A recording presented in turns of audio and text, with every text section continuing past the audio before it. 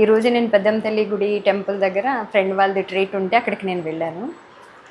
సంపూర్ణేష్ బాబు గారు ఉన్నారు కదా, సంపూర్ణేష్ బాబు నేను కొబ్బరిమట్ట చేశాం మూవీ. నా సీన్ వచ్చి ఇంటర్వెల్కి ముందు ఒక సీన్ ఉంటుంది చాలా పెద్ద, ఎవడొస్తాడు ఎప్పుడు వస్తాడు అని ఒక డైలాగ్ ఉంటుంది అనమాట. అది చాలా 3 పేజీల డైలాగ్ ఉంటుంది అది.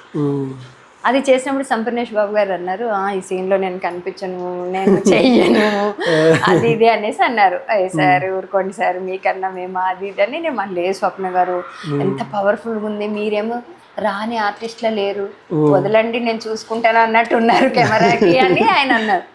అలా కలిసి వర్క్ చేసాము. ఇప్పుడు టెంపుల్లో నన్ను ఆయన చూసారట, పక్కన సురేష్ బాబు గారు వాళ్ళది కూడా పార్టీ జరుగుతోంది, వాళ్ళంతా పెద్ద పెద్ద వాళ్ళు కదా, తెలిసిన వాళ్ళని విష్ చేసుకున్నాను, నేను వచ్చేసాను అంతే.